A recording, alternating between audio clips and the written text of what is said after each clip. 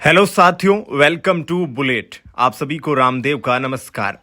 रूस फिर से भारत के लिए पूरी दुनिया से टकराने के लिए खड़ा हो गया है। जहां एक तरफ अमेरिका और उसके राष्ट्रपति डोनाल्ड ट्रंप बार बार भारत के खिलाफ प्रतिबंध और धमकी का खेल खेल रहे हैं, वहीं दूसरी तरफ रूस ने संयुक्त राष्ट्र के मंच से दुनिया को हिला देने वाला ऐलान कर दिया है। रूस ने साफ साफ कह दिया है कि भारत किसी भी धमकी से झुकने वाला नहीं है, चाहे कोई कितना भी डर दिखा ले। भारत का पूरा अधिकार है कि वह अपने हिसाब से व्यापार करे, अपनी विदेश नीति तय करे और इस राह में रूस हमेशा भारत के साथ खड़ा रहेगा। इतना ही नहीं, रूस ने भारत के लिए सुरक्षा परिषद में स्थायी सीट की मांग रख दी है, जिसके बाद वीटोधारी देशों में खलबली मच गई है और इसी के साथ रूस ने पश्चिमी देशों को भी सीधी चेतावनी दे डाली है। इशारा साफ है कि अगर हमला हुआ तो छोड़ने वाले नहीं हैं। और फिर जानेंगे कि भारत के विदेश मंत्री जयशंकर ने संयुक्त राष्ट्र महासभा के मंच से किस तरह पाकिस्तान को पूरी दुनिया का ग्लोबल टेरर सेंटर बता दिया। उन्होंने खुलकर कहा कि आतंकी हमलों की जड़ें सीधे उसी देश से जुड़ी हुई है और यही वजह है कि पाकिस्तान के खिलाफ कड़ी कार्रवाई करनी ही होगी।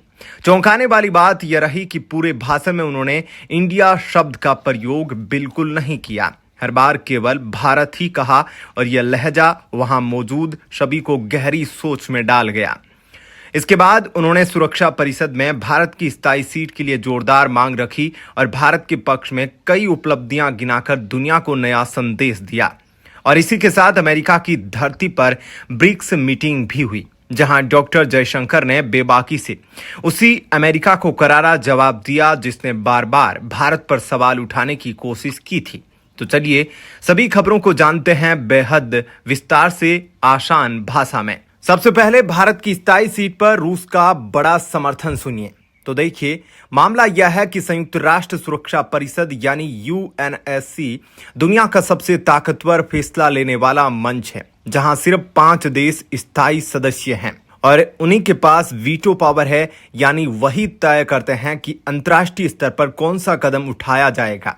भारत कई दशकों से कोशिश कर रहा है कि उसे भी इस परिषद में स्थायी जगह मिले ताकि उसका भी वैश्विक फैसलों में सीधा और मजबूत योगदान हो। अब रूस के विदेश मंत्री सर्गेई लावरोव ने 80वीं संयुक्त राष्ट्र महासभा में खड़े होकर यह बयान दे दिया कि भारत और ब्राजील जैसे देशों को स्थायी सदस्य बनाया जाना चाहिए। साथ ही उन्होंने यह भी कहा कि सुरक्षा परिषद को ज्यादा लोकतांत्रिक बनाया जाए और एशिया, अफ्रीका और लैटिन अमेरिका के देशों को ज्यादा प्रतिनिधित्व मिले। इसका सीधा मतलब है कि रूस ने पूरी दुनिया को साफ संदेश दे दिया है कि भारत इस जगह का हकदार है। इससे पहले भूटान के प्रधानमंत्री भी भारत के पक्ष में बोल चुके हैं।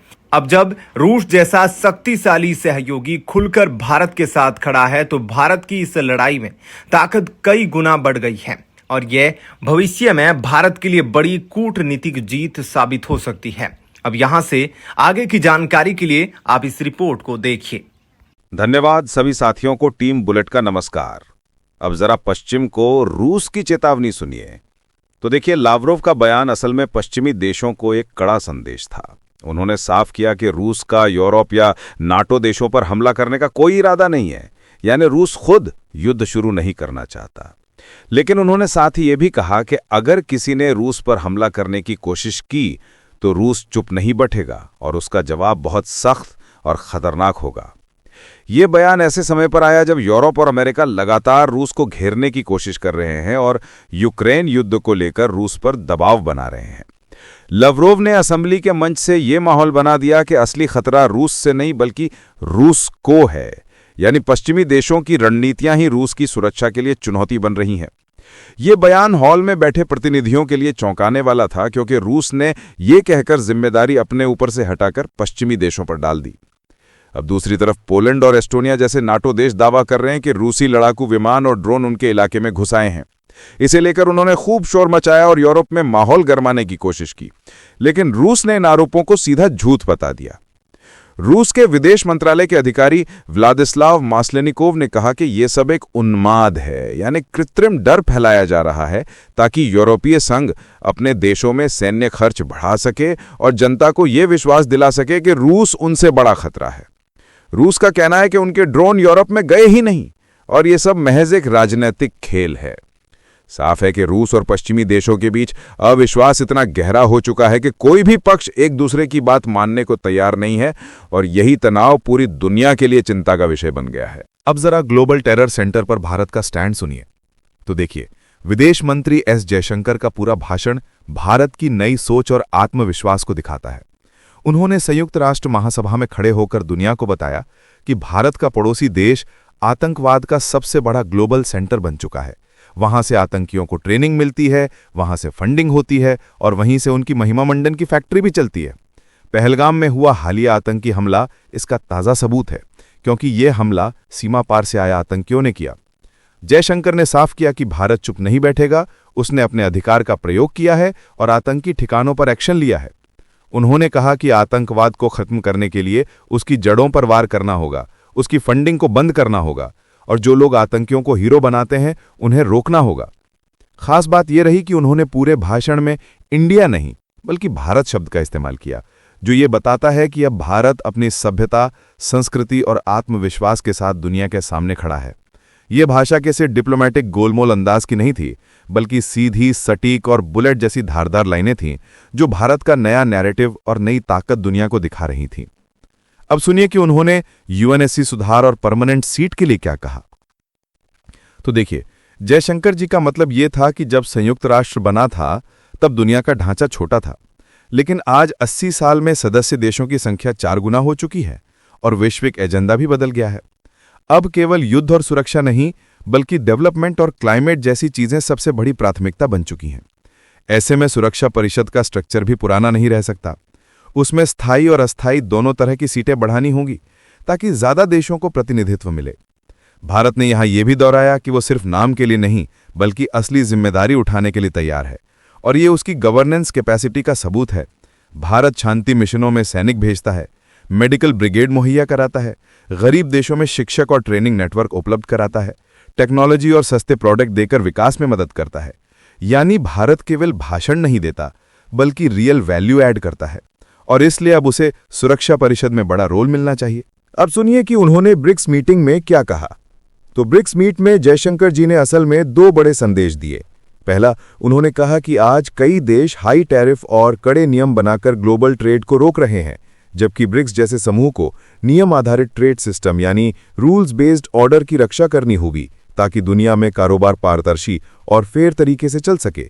दूसरा, उन्होंने भारत की सक्रिय भूमिका गिनाई, जैसे उत्तरी अरब सागर में सुरक्षित व्यापारिक रास्ते बनाए रखना, समुद्री डकैती यानी पायरेसी रोकना, अफगानिस्तान और म्यांमार जैसे संकटग्रस्त देशों में तुरंत राहत भेजना और शांति सेना के जरिए ग्लोबल ऑर्डर को सपोर्ट करना।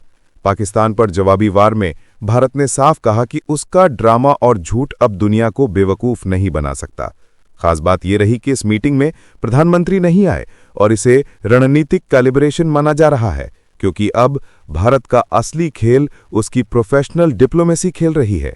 यही डिप्लोमेसी भारत को बिग लीग में एंट्री दिला रही है और संयुक्त राष्ट्र सुरक्षा परिषद की स्थायी सीट की दिशा में भारत अब पूरी रफ्तार से आगे बढ़ रहा है। अब जरा भारत की एनर्जी पॉलिसी पर रूस की ढाल सुनिए। तो देखिए, रूसी विदेश मंत्री लावरोव का संदेश पूरी तरह से अमेरिका के दबाव को ठुकराने वाला था। उन्होंने साफ कहा कि भारत अपनी ऊर्जा और व्यापारिक नीतियां खुद तय करेगा, चाहे अमेरिका कितना भी सेकेंडरी सैंक्शन यानी अप्रत्यक्ष आर्थिक पाबंदी की धमकी क्यों ना दे। अमेरिका के राष्ट्रपति डोनाल्ड ट्रंप ने महासभा में कहा था कि रूस से तेल खरीदने वाले देश दरअसल रूस की जंग को फंड कर रहे हैं और इन पर अमेरिका कड़े टैरिफ लगाने के लिए तैयार है। लेकिन लावरोव ने इस धमकी को बेकार बताया और 2 टूक कह दिया कि भारत के पास यह अधिकार है कि वो रूसी तेल खरीदे और ये उसके राष्ट्रीय हित का हिस्सा है। उन्होंने ये भी कहा कि नरेंद्र मोदी के नेतृत्व में भारत अपने नेशनल इंटरेस्ट पर काम कर रहा है और रूस इसका सम्मान करता है। दूसरा बड़ा बिंदु यह था कि लावरोव ने भारत की स्वतंत्रता और आत्मसम्मान को उजागर किया। उन्होंने कहा कि भारत किससे व्यापार करेगा ये भारत का अपना फैसला है, कोई और देश इसे तय नहीं कर सकता। अगर अमेरिका भारत के साथ ट्रेड बढ़ाना चाहता है तो उस पर चर्चा हो सकती है, लेकिन भारत पर यह थोपना कि वो रूस से तेल या गैस न खरीदे ये स्वीकार्य नहीं है। ये बयान सिर्फ अमेरिका के खिलाफ पलटवार नहीं था, बल्कि दुनिया को भी ये संदेश देने वाला था कि भारत अब किसी दबाव में झुकने वाला देश नहीं है। ये भारत के आत्मसम्मान और उसकी स्वतंत्र विदेश नीति का ऐलान था, जिसे रूस ने सार्वजनिक तौर पर समर्थन दिया। तीसरी बात, लावरोव ने भारत और रूस के रिश्तों को नई ऊंचाई पर बताया। उन्होंने कहा कि हाल ही में शंघाई सहयोग संगठन की समिट में मोदी और पुतिन की बातचीत हुई थी और दिसंबर में पुतिन भारत की यात्रा पर आ रहे हैं। उन्होंने ये भी बताया कि अब भारत और रूस का रिश्ता साधारण स्ट्रेटेजिक पार्टनरशिप से आगे बढ़कर प्रिविलेज्ड स्ट्रेटेजिक पार्टनरशिप बन चुका है और ये बदलाव भारत की पहल पर हुआ है। इसका मतलब है कि अब दोनों देश आर्थिक, सैन्य, तकनीकी और निवेश जैसे सभी क्षेत्रों में गहरे और भरोसेमंद साझेदार बन चुके हैं और इस रिश्ते का अमेरिका से कोई लेना देना नहीं है।